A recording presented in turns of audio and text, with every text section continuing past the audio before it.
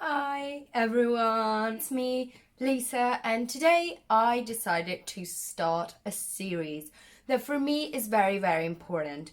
There are so many people talking about outlining a novel, outlining a story, outlining everything. And this is great. But for me, what I found was that when people say that, I'm very confused because I tell myself, okay, outline, but how do I do it? My heater. Are there any methods that can facilitate this process for me? Are there different methods? Because different people will outline in different ways. So what we are doing today is exploring the first outlining method, the snowball method.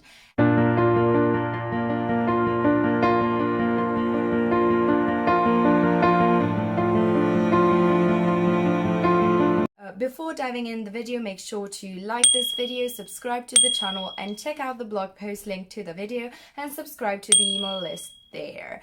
So, as outlining method, we said the snowball method. What is it? This is important to define. It describes how knowledge is produced and starts with one thought, gathers new perspective, and the thought grows. So it's basically making a little snowball and then bigger and bigger and bigger and bigger.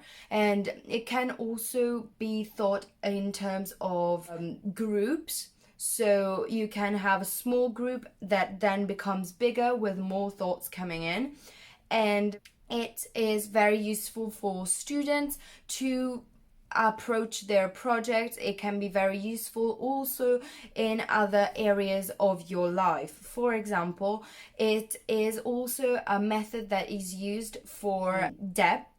So if you have a big debt, what you can do is to kickstart the process of paying it back by paying a small sum, and this sets in motion a kind of chain that will motivate you to go on with the paying back your debts. And this can be said to be true also for thoughts, because as soon as you kickstart the spark into a single thought, you can get into bigger thoughts and you can get into bigger ideas that can evolve through time, and this method is perfect to do that. So this is about building momentum. This is what I think this method can boil down to, building momentum in your thought process that can evolve into something bigger and make it better for you, which I think is great. So, where did it originated? This is a method that originated in students' minds or for classes, and it's very useful because it helps in the understanding of a single topic. So you start with a little premise and then evolve it into more detailed things. And this is also how the school system works. You start by learning a small thing in primary school that you go over the same things but in bigger scales. This is true for me for what I went through in my school system, because I went through the Italian school system, and I remember doing science when I was small in primary school, and then in secondary school you developed on science and you make it bigger and bigger and bigger, and this is true for every single subject. And this can be very, very useful for plotting your story, because especially if you are at the very beginning of the outlining process, it can really help to develop new ideas that will enrich your plot.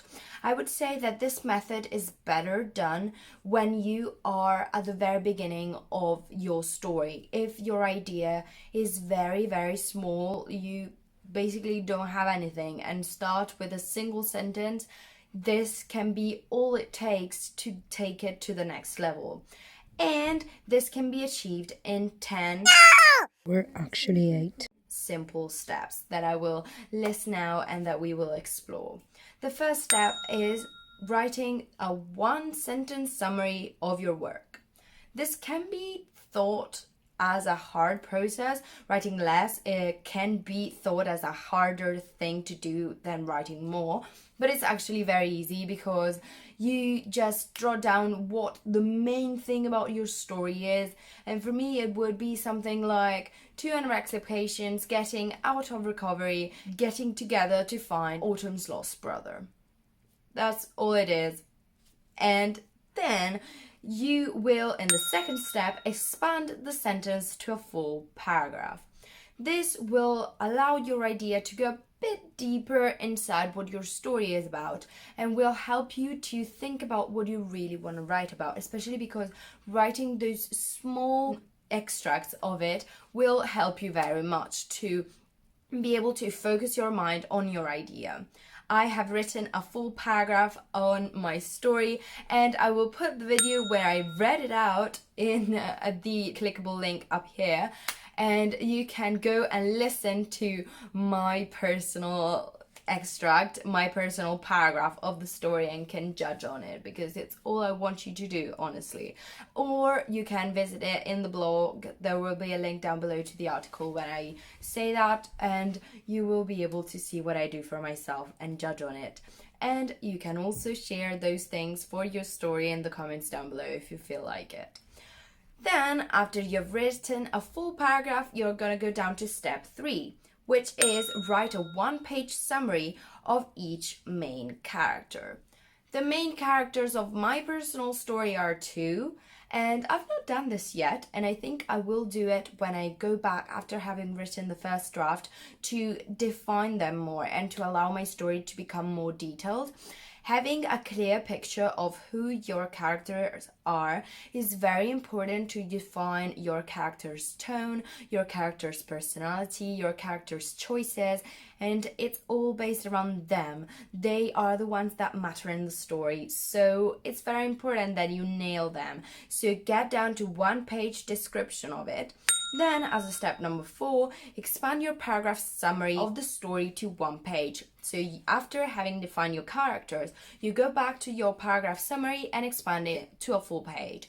This is important to do after having defined the characters, because without the characters clear in mind, you won't be able to have a clear picture of where you want to go with your story. So it's very important to define the characters first. Then step 5 is to create character charts for each main character. This can be done more specifically to MBTI character types or other character types that are out there. This can help you to really define your character's personality and how your character acts, and I think it's really great as a method to be able to pinpoint exactly what kind of character you want to approach in your story. And then you have to, as step 6, make spreadsheet summary of each scene based on your one-page summary. Spreadsheet summary of the scenes are very, very useful. I personally have not done it in great detail for my story because it's a 6,000 word story and I didn't think it was necessary yet. But I think that for me, I am a kind of what I would define as a messy writer. I would start with a messy draft first and then look into the scenes that I had in mind and written down and see what I can add to the scene, if I have common threads that go through the scenes, and that will help me to be able to then plan my scene in detail and add the details that are not there yet. I think that is what works for me personally because I prefer to write instead of plan. Even though planning is so needed in those kind of things, outlining is very much important, even if you are a pantser. Then step 7 is to write a narrative summary of each scene. This is what I mainly do for myself. Instead of planning the scenes on a spreadsheet and stuff, I write down the outline on the scene, everything in passive voice, everything without dialogue, and then I get into the scene, add the dialogue, add the active voice, add the actions, and it makes it so good in my opinion because you get from a very plain something to something really great in my opinion. Then as a step 8, write down your story. This is great in my opinion. After having planned everything, you can write your story. But as I said, these steps are indicative of a single method. The Snowball method works like that, and you can rearrange them in order to make it work for you. I personally would write the story with the ideas in mind.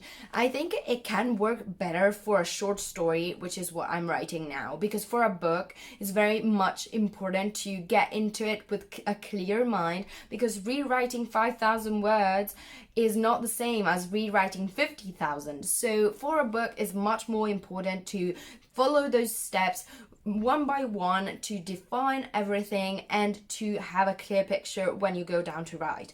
But for me, for the short story, it writes itself through the ideas that I have, and then I will go back and edit it back. So I think it can be rearranged, but it's important to keep in mind, if you're doing a book, stick to it. It's very important.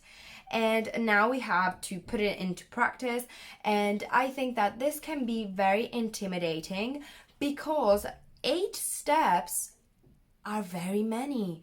8 steps is a long list of steps that you have to take to outline your story. So I think that what I will do in the following weeks is that I will bring you with me in my planning process, and we can do it one video at a time in vlog style to do this method together with a slower pace, because I think that seeing all of those information together can really be intimidating. For me, it is a bit too much, thinking I have to write 8 steps, and it really makes you think, oh my god, I have to do all of this in one single sitting, which is not the case. We have now to see the advantages of this process.